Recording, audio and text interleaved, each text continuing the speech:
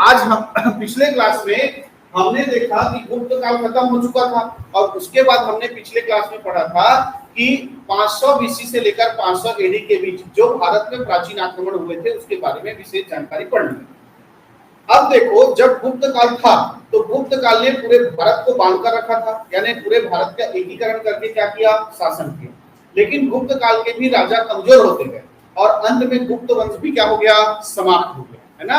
गुप्त वंश भी क्या हो गया, समाप्त हो गया। और गुप्त वंश के समाप्त होते ही भारत में बहुत सारे राजवंशों का क्या हो गया, उदय हुआ। बहुत सारे राजवंश उदय हो गए।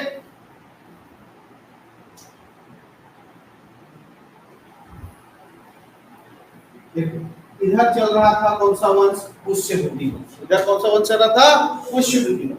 तो इधर यहाँ पे चल रहा था पाल वंश। बंगाल वाले क्षेत्र में कौन सा वंश चल रहा था, पाल वंश चल रहा था, ठीक है। इधर आपका गुर्जर प्रतिहार वंश चल रहा था, है ना। यहाँ पर आपका चालुक्य वंश चल रहा था, पल्लव वंश। ऐसे बहुत सारे राजवंशों का क्या हो गया, उदय हो गया। और इस काल को, जो गुप्त काल के बाद बहुत सारे राजवंशों का काल आया, इसको बोलते हैं गुप्तोत्तर काल। गुप्तोत्तर काल। और ये जो गुप्तोत्तर काल है ये 500 एडी से लेकर 800 एडी के बीच चलेगा। 500 से लेकर 800 एडी के बीच चलेगा। 500 ईस्वी से लेकर 800 ईस्वी के बीच के काल को क्या कहा जाता है, गुप्तोत्तर कहा जाता है। इसमें बहुत सारे राजवंश आए, तो सब राजवंश को एक एक करके पढ़ेंगे और इसी में सबसे पहला राजवंश पढ़ेंगे हम, जिसका नाम होगा पुष्यभूति वंश। पुष्यभूति वंश। पुष्यभूति वंश। जो पुष्यभूति वंश था इसका संस्थापक था पुष्यभूति वर्धन, इसीलिए इस वंश को क्या कहा गया, पुष्यभूति वंश कहा गया। तो इसका संस्थापक कौन था, पुष्यभूति वर्धन। पुष्यभूति वर्धन ये इस वंश का क्या था, संस्थापक। तो पुष्यभूति वंश का संस्थापक कौन था, पुष्यभूति वर्धन। लेकिन वास्तविक संस्थापक माना जाता है प्रभाकर वर्धन। किसको माना जाता है, प्रभाकर वर्धन। ये वास्तविक संस्थापक माना जाता है। प्रभाकर वर्धन को पुष्यभूति वंश का वास्तविक संस्थापक माना जाता है। और इस पुष्यभूति वंश की राजधानी थी थानेश्वर। पुष्यभूति वंश की राजधानी क्या थी, थानेश्वर, जो वर्तमान हरियाणा वाले क्षेत्र में आता है। क्लियर है। तो वर्तमान हरियाणा वाले क्षेत्र में गुप्त वंश के समाप्त होने के बाद पुष्यभूति वर्धन ने किस वंश की स्थापना की, पुष्यभूति वंश की स्थापना की, जिसका वास्तविक संस्थापक किसको माना जाता है, प्रभाकर वर्धन को माना जाता है। इस प्रभाकर वर्धन के दो पुत्र थे। प्रभाकर वर्धन के कितने पुत्र थे, दो पुत्र थे। एक का नाम था राज्यवर्धन और एक का नाम था हर्षवर्धन।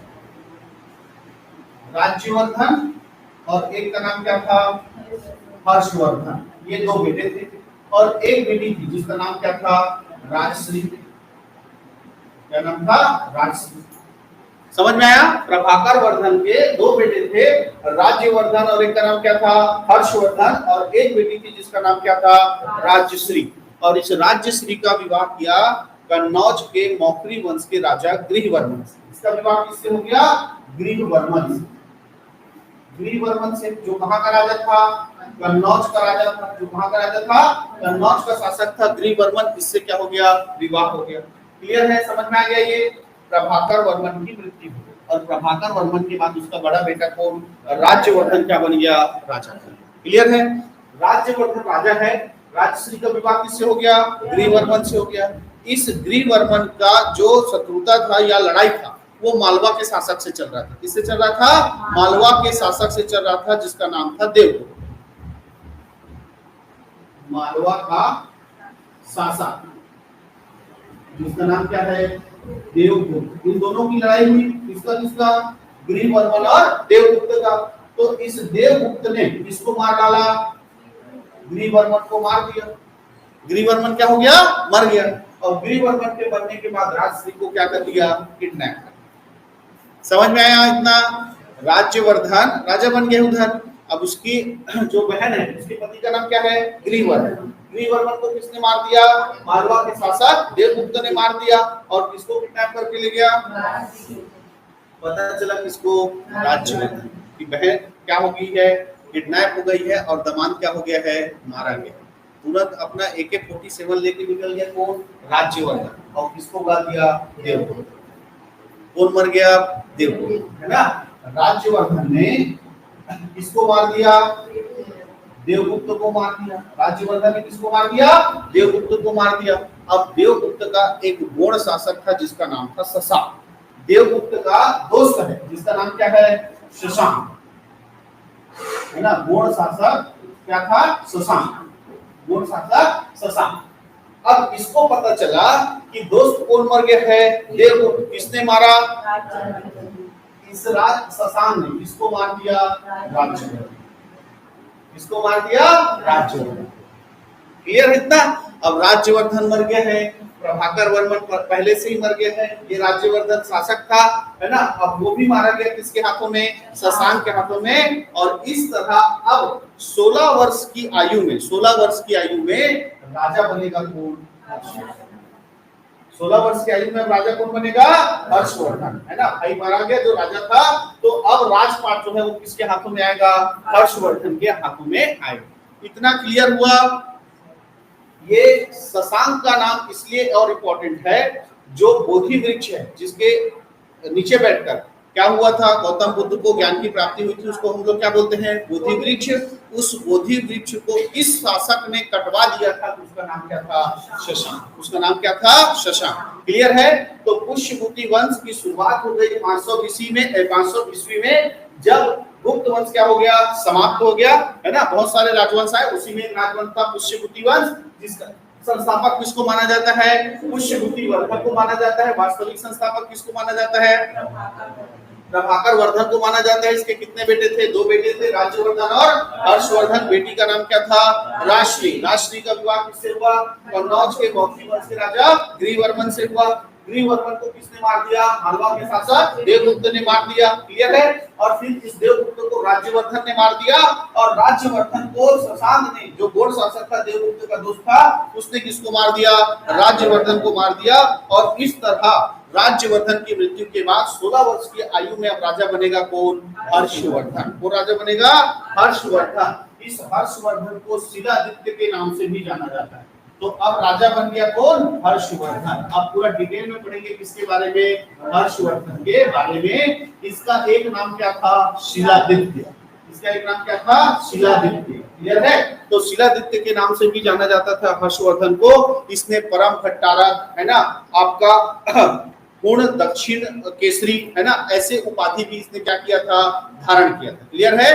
तो हर्ष को किस नाम से, हर्षवर्धन को किस नाम से जाना जाता है? शिलादित्य के नाम से जाना जाता है। इसके अलावा इसने मगधराज, है ना, परम भट्टारा और पूर्ण दक्षिण केसरी के उपाधि से भी इसको क्या किया गया था? नवाजा गया। क्लियर है? ये हर्षवर्धन शुरुआत में शिव भक्त था। शुरुआत में क्या, कौन सा धर्म को मानता था? शैव धर्म को मानता था, शिव भक्त था। लेकिन बाद में बौद्ध धर्म से प्रभावित होकर ये महायान, बौद्ध धर्म के 2 शाखा थे, हीनयान और महायान। तो ये बौद्ध धर्म के किस शाखा का? महायान शाखा का क्या बन चुका था? समर्थक बन चुका था, उसको मानने लगा। क्लियर है? तो ये पहले कौन से धर्म को मानता था? शैव धर्म को मानता था, शंकर भगवान का बहुत बड़ा भक्त था। लेकिन अपने जीवन के अंतिम समय में या जीवन काल में ये बौद्ध धर्म से प्रभावित हो गया, और बौद्ध धर्म से प्रभावित होकर इसने बौद्ध धर्म के किस शासक का समर्थन किया? महायान शाखा का समर्थन किया। क्वेश्चन आता है, हर्षवर्धन बौद्ध धर्म के किस शाखा का समर्थक था? तो वो महायान शाखा का क्या था? समर्थक। क्लियर है? और इसी हर्षवर्धन के शासन काल में सबसे प्रसिद्ध चीनी यात्री आया था, जिसका नाम क्या था? हेनसांग। सबसे प्रसिद्ध चीनी यात्री आया था जिसका नाम क्या था? हेनसांग। ये जो हेनसांग है 630 ईस्वी में थल मार्ग से भारत आया। थल मार्ग से कहाँ आया? भारत आया, है ना। और थल मार्ग से भारत आकर विक्रमशिला विश्वविद्यालय में अपना पढ़ाई लिखाई किया, भारत को घुमा, और 640 ईस्वी में थल मार्ग से क्या हो गया? वापस चला। याद करो, महायान किसके दरबार में आया था? चीनी आदमी था, है? किसके दरबार में आया था भाई? चंद्रगुप्त द्वितीय विक्रमादित्य के दरबार में आया था।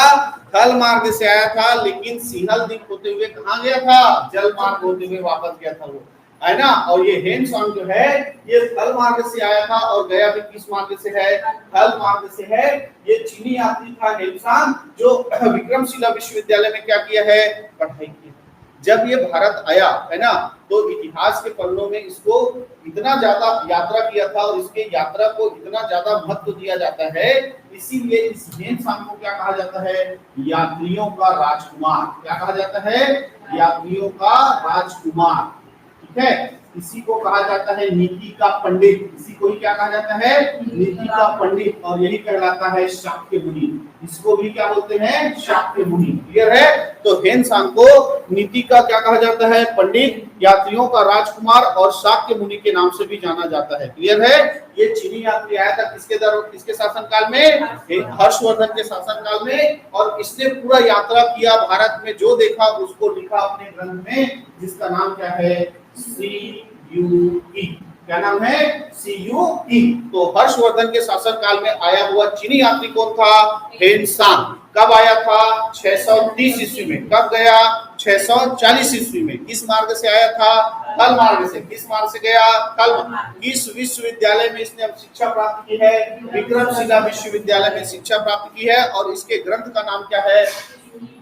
CUE। क्लियर है? हेनसांग आया था इसके दरबार में हर्षवर्धन। तो हर्षवर्धन ना अपने शासन काल के दौरान बहुत सारे धर्म सम्मेलन आयोजित करता था, है ना। बहुत सारे धर्म सम्मेलन आयोजित करता था, जिसमें से दो प्रमुख है, एक कन्नौज का और एक प्रयाग का। इसने दो धर्म सभा किया। एक है कहाँ किया? कन्नौज में। और एक कहाँ किया? प्रयागराज। एक कहाँ किया? प्रयागराज। क्लियर है? तो कन्नौज में और प्रयागराज में इसकी दो प्रमुख सभाएं थी, जो प्रसिद्ध है। इसलिए प्रसिद्ध है कि कन्नौज वाले धर्म सभा का अध्यक्षता किसने किया था? हेनसांग। अध्यक्ष कौन थे? हेनसांग अध्यक्ष था। तो कन्नौज में किए धर्म सम्मेलन का, धर्म सभा का जो अध्यक्ष था वो कौन था? पूछेगा तो कौन होगा? हेनसांग। हर्षवर्धन के द्वारा आयोजित कन्नौज में धर्म सभा का अध्यक्ष कौन था? हेनसांग। क्लियर है? और दूसरा जो धर्म सम्मेलन महत्वपूर्ण है वो कौन सा है? प्रयागराज वाला, क्योंकि इस धर्म सम्मेलन को मोक्ष परिषद कहा जाता है। क्या कहा जाता है? मोक्ष परिषद कहा जाता है। क्लियर है? तो हर्षवर्धन के शासनकाल में बहुत सारे धर्म सम्मेलन हुए, जिसमें से दो प्रमुख है, कन्नौज वाला धर्म सम्मेलन जिसका अध्यक्ष कौन था? हेनसांग था। और दूसरा प्रयागराज वाला धर्म सम्मेलन जिसको क्या कहा जाता है? मोक्ष परिषद कहा जाता है। क्लियर है? इस हर्षवर्धन के दरबार में एक दरबारी कवि था जिसका नाम था बाणभट्ट। क्या नाम था? बाणभट्ट। हर्षवर्धन का दरबारी कवि कौन था? बाणभट्ट। ठीक है। और इसने हर्षवर्धन के सारे जीवन में जो कुछ हुआ उसको एक ग्रंथ में लिखा है, जिसका नाम क्या है? हर्षचरित्र। जिसका नाम क्या है? हर्षचरित्र। क्लियर है? तो हर्षचरित्र के लेखक कौन है? बाणभट्ट। या क्वेश्चन आएगा कि हर्षवर्धन के दरबार में कौन था उसका कवि, दरबारी कवि? तो वो कौन था? बाणभट्ट। क्लियर है? अब हर्षवर्धन खुद एक कवि था। हर्षवर्धन भी क्या क्या था? कवि था। और उसने भी तीन प्रसिद्ध रचना लिखी है। एक का नाम है रत्नावली, रत्नावली। दूसरा है नागानंद, नागानंद। और तीसरा है प्रियदर्शिका, प्रियदर्शिका। तो हर्षवर्धन के तीन रचना याद रखना है आपको। कौन कौन सा? रत्नावली, नागानंद और कौन सा? प्रियदर्शिका। क्लियर है? इस तरह शासन चला रहा था कौन? हर्षवर्धन। शासन चला रहा था कौन? हर्षवर्धन। ठीक है। अच्छा, एक चीज और बताना भूल गया, ये इन लोग की राजधानी क्या थी? थानेश्वर। लेकिन हर्षवर्धन ने राजा बनते ही अपनी राजधानी किसको बना लिया था? कन्नौज। किसको राजधानी बना लिया था? कन्नौज को क्या बना लिया था? राजधानी बना लिया था। ठीक है। और इसी कन्नौज को राजधानी बनाकर हर्षवर्धन क्या कर रहा था? शासन कर रहा था। अब ध्यान से सुनना, ये भारत है। तो अभी मैंने आपको बताया कि गुप्त वंश के समाप्त होते ही इधर कौन सा वंश आ गया था? पुष्यभूति वंश। इधर कौन सा वंश आ गया था? चालुक्य वंश। इधर था कौन सा वंश? पल्लव वंश। इधर पाल वंश है ना, गुर्जर प्रतिहार वंश है ना। और एक होगा कौन सा? राष्ट्रकूट वंश। ऐसे बहुत सारे वंश, इधर गुर्जर प्रतिहार वंश, इधर राष्ट्रकूट वंश, ऐसा वंश आ गए हैं। तो अभी यहाँ पुष्यभूति वंश का राजा कौन है? हर्षवर्धन। और हर्षवर्धन के समय यहाँ चालुक्य वंश का राजा था पुलकेशिन द्वितीय। पुलकेशिन द्वितीय, पुलकेशिन द्वितीय। हर्षवर्धन जो है वो भारत का बहुत बड़ा राजा था, शासन उस समय का। और पुलकेशिन द्वितीय जो है चालुक्य वंश का राजा था, छोटे से क्षेत्र में राज करता था। तो पुलकेशिन द्वितीय अपने साम्राज्य विस्तार करने के लिए इस हर्षवर्धन के साथ क्या किया, युद्ध किया। हर्षवर्धन और किसका युद्ध हो रहा है, पुलकेशिन द्वितीय का युद्ध हो रहा है। किस नदी के किनारे पर, ताप्ती नदी के किनारे पर। ताप्ती नदी के किनारे पर हर्षवर्धन और पुलकेशिन द्वितीय की क्या हो रही है, युद्ध हो रहा है ना। इसमें पुलकेशिन द्वितीय हारने वाला था। पुलकेशिन द्वितीय क्या होने वाला था, हारने वाला था कि अचानक से हर्षवर्धन घायल हो जाता है और वो हार जाता है ना। पुलकेशिन द्वितीय जो है छोटा सा राजा था, उसके पास ज्यादा सेना नहीं था, लेकिन किस्मत मेहरबान तो भी कोई भी पहलवान बन जाता है। वैसी वाला किस्सा हुआ, ये पुलकेशिन द्वितीय ने हर्षवर्धन को क्या कर दिया, पराजित कर दिया। हर्षवर्धन को क्या कर दिया, पराजित कर दिया। भारी खुश, इसको मार दिया, मैं भारत के बहुत बड़े राजा को मार दिया, तो मैं कौन बन गया, परमेश्वर। कौन बन गया, परमेश्वर बन गया। ऐसा करके इसने, इस पुलकेशिन द्वितीय ने हर्षवर्धन को मारने के बाद कौन सी उपाधि धारण की थी, परमेश्वर की उपाधि धारण की थी। और इस सब की जानकारी मिलती है पुलकेशिन द्वितीय के कौन से अभिलेख में, एहोल अभिलेख। इस युद्ध के बारे में जानकारी हमको कहां से मिलता है, पुलकेशिन द्वितीय के एहोल अभिलेख से मिलता है। तो इस तरह पुष्यभूति वंश का राजा कौन मर गया, हर्षवर्धन मर गया। अब हर्षवर्धन विवाह तो किया नहीं था, विवाह नहीं किया तो लड़का कहां से आएगा, है कि नहीं है। तो ये इसकी निसंतान क्या हो गई, मृत्यु हो गई। और हर्षवर्धन की मृत्यु के बाद पुष्यभूति वंश क्या हो गया, समाप्त। पुष्यभूति वंश क्या हो गया, समाप्त हो गया। और पुष्यभूति वंश की राजधानी क्या थी, कन्नौज। पुष्यभूति वंश की राजधानी किसको बना दिया था, कन्नौज। अब कन्नौज में कोई राजा नहीं है, क्योंकि राजा था हर्षवर्धन, उसको किसने मार दिया है, पुलकेशिन द्वितीय ने मार दिया है ना। पुलकेशिन द्वितीय जितना लूटपाट करना था, धन दौलत देना था, वो ले लिया और वो वापस चला गया। अब कन्नौज क्या हो गया, खाली हो गया। कन्नौज क्या हो गया, खाली हो गया। तो खाली प्लाट न देख के हम कोई भी कब्जा करने की कोशिश करते हैं, कि नहीं है नहीं। खाली प्लाट यहाँ दिखा ना, इस पर हम क्या कर सकते हैं, अधिकार कर सकते हैं, चला ना कर है नहीं, धान बो देते, है कि नहीं है। तो वैसी हुआ कन्नौज। कन्नौज क्या हो गया, खाली हो गया। तो खाली हो गया तो मैंने बताया ना, इधर कौन सा वंश था, पाल वंश।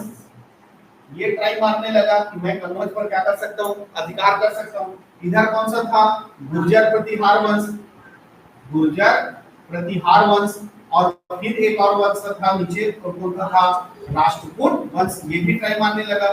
तो इन तीनों वंशों ने इस कन्नौज पर अधिकार करने के लिए आपस में क्या किया, लड़ाई किया। तो कन्नौज पर अधिकार करने के लिए अब क्या होगा, त्रिपक्षीय संघर्ष। किसके किसके बीच, राष्ट्रकूट वंश, गुर्जर प्रतिहार वंश और पाल वंश। तो क्वेश्चन आता है कि कन्नौज पर अधिकार करने के लिए त्रिपक्षीय संघर्ष किनके किनके बीच हुआ था। तो किनके किनके बीच हुआ था, गुर्जर प्रतिहार वंश, राष्ट्रकूट वंश और एक था कौन सा, क्लियर है। तो आज जो है कन्नौज पर पूरा जानकारी पढ़े, कौन से वंश को, पुष्यभूति वंश को। और पुष्यभूति वंश का राजा कौन मर गया, हर्षवर्धन। और अब कन्नौज पर अधिकार करने के लिए क्या होगा, त्रिपक्षीय संघर्ष होगा, तीन वंशों के बीच, गुर्जर प्रतिहार वंश, राष्ट्रकूट वंश और पाल वंश। तो इन तीनों वंशों को एक एक करके पढ़ेंगे, लेकिन आज नहीं, अगले क्लास में। आज के लिए इतना।